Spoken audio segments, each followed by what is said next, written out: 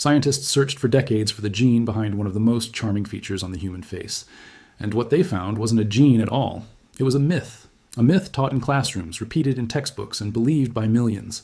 Today, we're breaking that myth apart and revealing what your DNA actually says about your dimples. Think about the last time you saw someone smile and two small creases appeared on their cheeks. Maybe it was a stranger on the street, a celebrity on screen, a baby giggling in a stroller, or your own reflection in the mirror. Dimples have a strange power over us. They soften a face. They make a smile look warmer, younger, more playful. Across cultures and centuries, people have called them lucky, called them beautiful, called them a sign of good fortune, even paid surgeons to carve them into cheeks that were never born with them. But underneath all that admiration sits a question that turns out to be far more complicated than anyone expected. Where do dimples actually come from? And is the answer really as simple as we've always been told? For more than 100 years, the story taught in biology classes around the world has gone something like this. Dimples are a dominant genetic trait, controlled by a single gene with two versions, or alleles. One version gives you dimples, the other doesn't. And because the dimple version is dominant, you only need to inherit it from one parent to show the trait. Teachers draw it out with a Punnett square, 4 little boxes representing the possible combinations of genes a child could inherit. If one parent has dimples and carries one copy of the dimple gene alongside one copy of the non-dimple gene, and the other parent has no dimple gene at all, then on average, half of their children will end up with dimples and half won't. It's tidy, it's simple. It fits perfectly onto a whiteboard, and it's exactly the kind of clean example that makes genetics feel understandable to a room full of students seeing chromosomes for the first time. There's just one problem. When you actually go looking for the scientific evidence behind that story, it isn't there. This is where the mystery really begins. A geneticist who spent years researching how basic genetics gets taught in classrooms decided to dig into the dimple example specifically, the same example that shows up again and again in worksheets and textbooks as an illustration of simple dominant inheritance. He searched the scientific literature thoroughly, looking for any paper, that had actually demonstrated dimples following this clean single gene pattern. He didn't find one. Not a single published study offered real genetic evidence for how dimples are inherited. The one paper he did find on the subject was from a researcher back in 1990 who simply noted that dimples can appear and disappear over the course of a person's life, and speculated without offering any data to back it up, that things like circulation, body weight, or muscle tone might affect how visible a dimple is. That's it. That is the entire foundation beneath a claim that has been repeated with total confidence for generations. So if the textbook story isn't backed by evidence, what is actually going on? Let's start with what we do know for certain, because dimples are not some invisible internal trait like blood type. They come from a very specific, very physical difference in the face, and scientists have understood that part for a long time. Underneath your cheek sits a muscle called the zygomaticus major. In most people, this muscle runs as a single continuous band, stretching from the cheekbone down toward the corner of the mouth. When you smile, it contracts, pulling the corners of your mouth upward and outward. In people with dimples, though, this same muscle often isn't a single strand. Instead, it's split, forming two separate bundles rather than one continuous piece.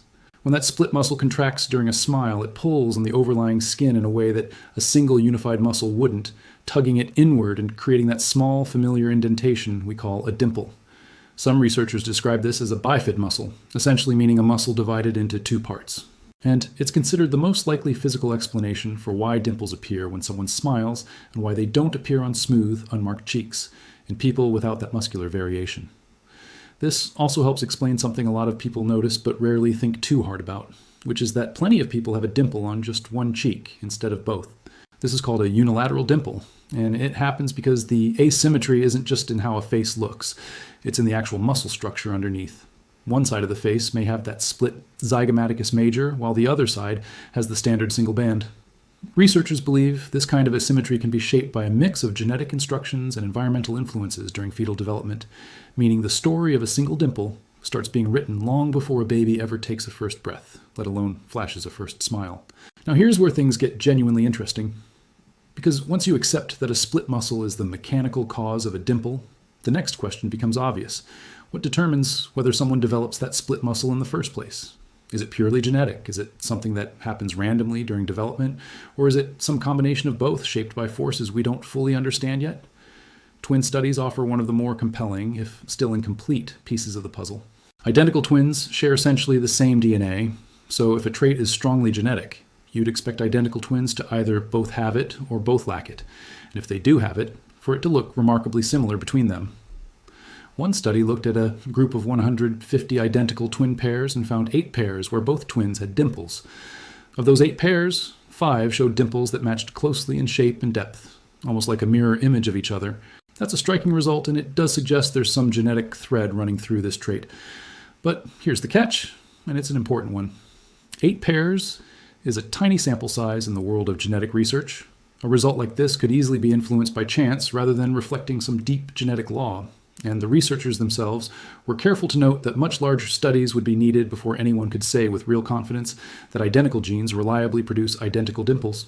Around the same time, researchers were poking at questions like this in small twin cohorts. Other scientists were looking at whole populations to see if dimples ran in families in a predictable pattern. One notable study looked at inheritance patterns among Kyrgyz families and proposed that dimples might follow a fairly simple genetic model, controlled by one gene with just 2 versions, not unlike the textbook story everyone had already been taught. It's an interesting data point, and it shows that at a population level, dimples clearly do run in families in some patterned way. But even here, there's a crucial gap. Nobody has ever actually identified the specific gene responsible. No one has pinpointed a stretch of DNA and said, this is it. This is the piece of genetic code that controls whether the zygomaticus major muscle splits into 2 bundles or stays as one. The pattern of inheritance in that population study and the actual biological mechanism behind it remain 2 separate, unconnected pieces of the puzzle. This is exactly the kind of gap that modern genetics is uniquely equipped to close, because unlike 100 years ago, scientists today aren't limited to squinting at family trees and guessing. They have access to enormous pools of genetic data contributed by everyday people who've taken consumer DNA tests, and that data has completely rewritten what we understand about traits like this one. One of the largest studies of its kind came from a major consumer genetics company, and the scale of it is honestly staggering. Researchers surveyed more than 1.3 million people, simply asking them whether or not they had dimples in their cheeks.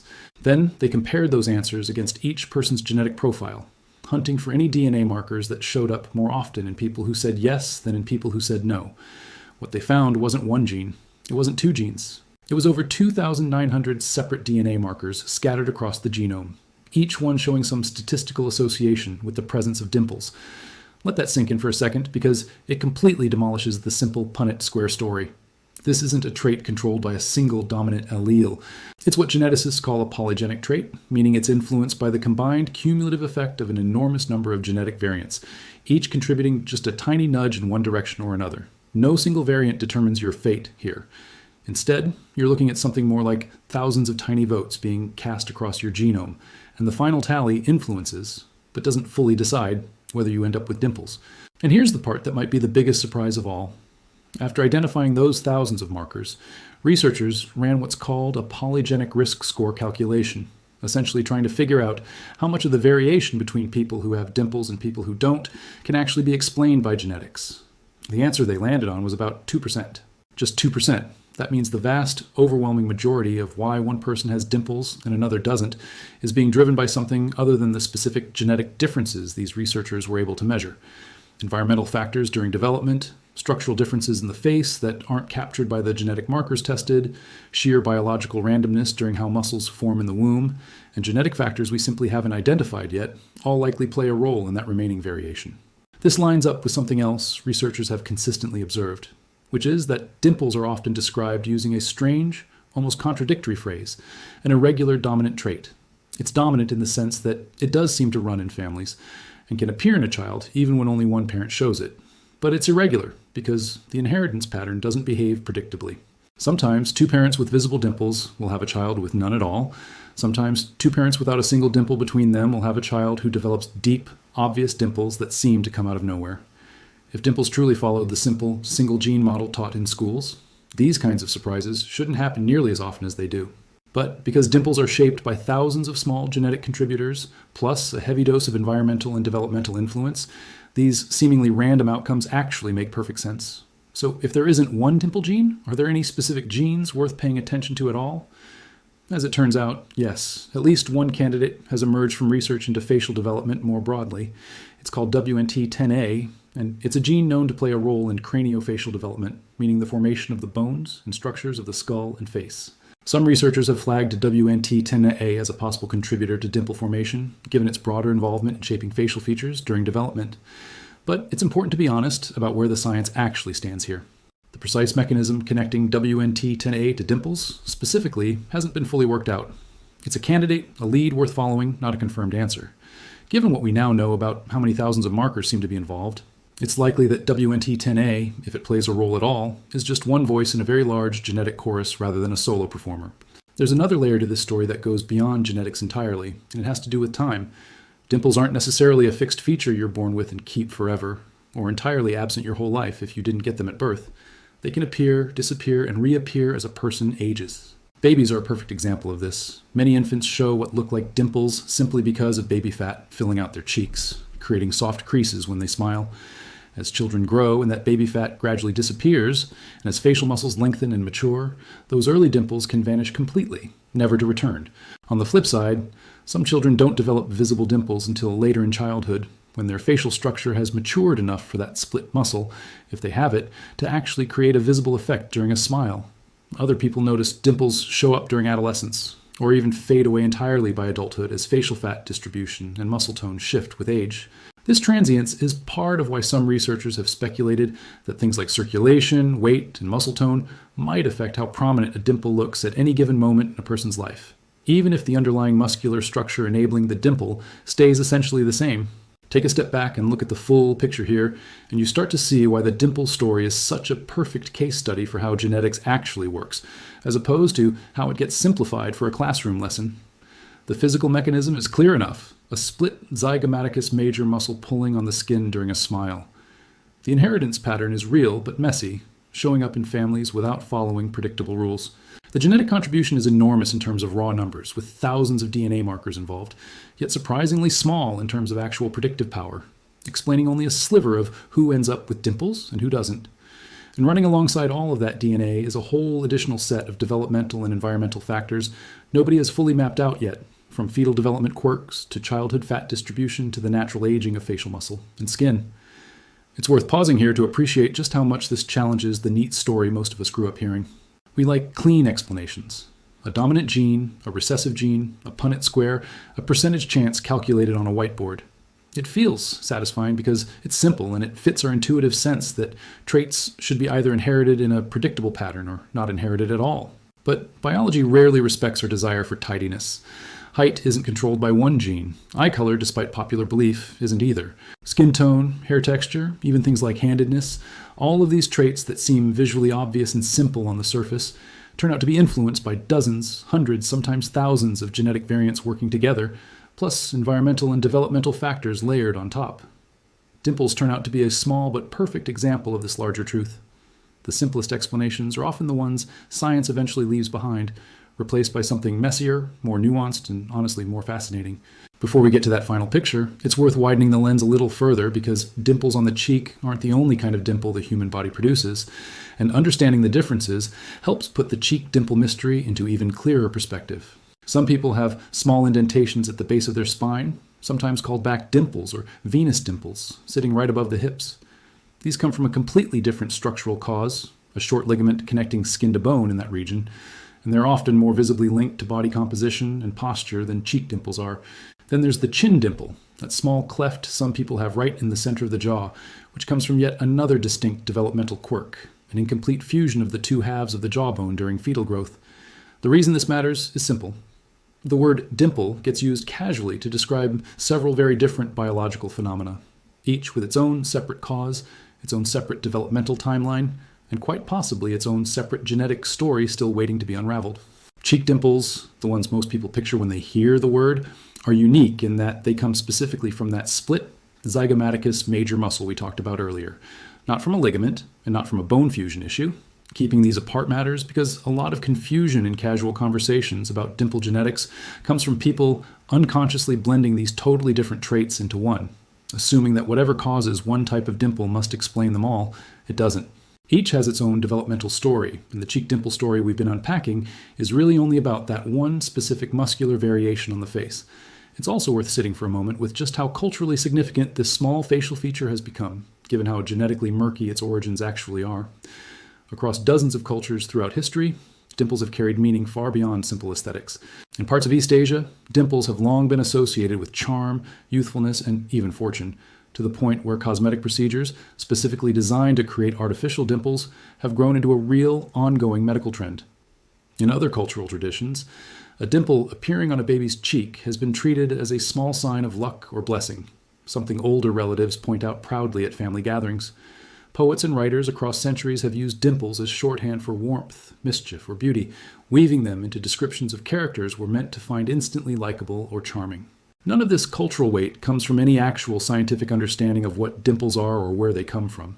It comes from something more instinctive, an emotional response humans have to a small physical quirk that softens a smile and makes a face feel more approachable. That emotional pull is precisely why the myth of the simple dominant dimple gene spread so easily and lasted so long. People wanted an explanation, a satisfying answer, and the tidy genetic story fit that desire perfectly, regardless of whether the evidence actually supported it. This is also a useful moment to talk about why the 2% figure from that massive ancestry study is genuinely more meaningful than it might sound at first. 2% can sound almost dismissively small, especially next to a headline number like 2,900 genetic markers. But in the world of polygenic trait research, a small percentage explained by identified markers doesn't mean genetics doesn't matter. It means the genetic architecture is enormously complex and spread thin across the genome, with each individual marker contributing an almost imperceptibly small effect on its own. Height offers a useful comparison here.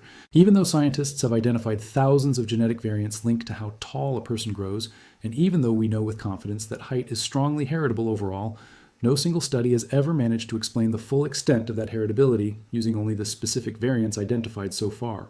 There's a term researchers use for this gap, missing heritability, referring to the difference between how heritable a trait appears to be based on family studies and how much of that heritability can actually be pinned down to specific, identified genetic variants. Dimples appear to be sitting in a similar situation. Family patterns suggest a real genetic thread running through the trait. Twin studies hint at something similar, yet the specific variants identified so far only explain a small slice of that overall pattern. The rest is either hiding in genetic variants too rare or too subtle to detect with current sample sizes, or it's being driven by non-genetic developmental factors that current studies simply aren't designed to capture. There's also something quietly humbling in all of this. For over a century, people confidently taught a genetic model for dimples that had essentially no direct scientific evidence behind it, and it spread anyway, because it was simple, because it made intuitive sense, and because nobody thought to question something that seemed so basic. It's a reminder that even in science, ideas can become accepted simply through repetition rather than proof, and that real progress often comes from someone willing to go back and ask an uncomfortable question. In this case, the uncomfortable question was simple: where's the actual evidence? And when someone finally went looking, the evidence wasn't there, at least not in the form everyone assumed. What we have now instead is a far richer, if less tidy, understanding.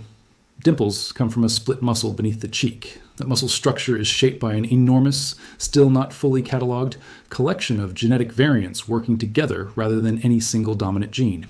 Those genetic factors only account for a small fraction, somewhere around 2% by some estimates, of why some people have dimples and others don't, leaving the door wide open for environmental influences during fetal development, the natural rise and fall of baby fat in childhood, and structural changes in facial muscle and skin as we age. A gene called WNT10A has emerged as one interesting lead worth continued research. But it's far from a confirmed single answer. The pattern of inheritance across families, while real, remains unpredictable enough that scientists describe it not as simple dominant inheritance, but as irregular dominance, a phrase that essentially admits we see the pattern, but we don't fully understand the rules behind it yet. There's one more thread worth pulling on before we close, and it's about what this whole story teaches us regarding the limits of consumer DNA testing itself. Plenty of companies now market tests, promising to tell you the likelihood that your future child will have dimples, or to explain why you personally do or don't have them. Given everything we've just walked through, it's worth understanding exactly what those tests can and can't actually tell you. They can absolutely scan for markers associated with dimples in large population studies and give you a probability based on that data. That's real, useful information drawn from legitimate large-scale research. What they cannot do, at least not yet, is give you a certain answer, because the trait itself isn't governed by a single identifiable switch. A polygenic risk score is a statistical estimate built from population-level patterns, not a definitive read of your personal genetic destiny. Two people with very similar genetic markers for dimples could still end up with completely different outcomes, one developing visible dimples and the other not, simply because of how much of the trait's variation still falls outside what current genetic testing can measure. This isn't a flaw specific to dimple testing. It's simply the nature of any polygenic trait where the known genetic contribution is small relative to everything else influencing the outcome. Understanding that distinction between a statistical probability and a guaranteed prediction is genuinely useful, not just for a trait as low stakes as Dimples, but for thinking clearly about the growing number of consumer genetic tests, claiming to predict everything from disease risk to personality traits based on the same kind of polygenic scoring. Zoom out even further, and this whole story becomes a small window into how science actually progresses. It rarely happens through one dramatic breakthrough moment where a single gene is discovered and the mystery is instantly solved. Far more often, it happens gradually through accumulation. A researcher notices a gap in the literature. A population study hints at a pattern. A pair of twins shows a suggestive but statistically shaky result. Then, decades later, an enormous data set from over 1 million people finally gives researchers enough statistical power to detect thousands of tiny genetic signals that were always there, just too faint to see with older, smaller studies. Each piece on its own feels incomplete, even underwhelming. But stacked together, they paint a picture that's genuinely richer than the myth ever was. That's the real story hiding behind those two small creases that appear when someone smiles. Not a simple dominant gene passed down like a coin flip, but a layered, still unfolding scientific investigation into muscle structure, embryonic development, thousands of scattered genetic signals, and the slow, patient process of researchers willing to question an answer that had been accepted for far too long simply because nobody had bothered to check it. So the next time you see someone smile and notice those small creases appear on their cheeks, you're not just looking at a simple genetic gift passed down neatly from parent to child. You're looking at the visible result of thousands of tiny genetic signals, a developmental story that started before birth, changes in body fat and muscle across childhood and adolescence, and a piece of human biology that scientists are still actively working to fully understand. It's proof that even the smallest, most familiar features on the human face can hide a story far more complicated and far more interesting than anything a simple diagram on a classroom whiteboard could ever capture. The mystery of the dimple isn't fully solved. But for the first time, thanks to massive genetic data sets and researchers willing to challenge old assumptions, we're finally starting to see the real picture. And it turns out to be far stranger and far more human than the myth we all grew up believing.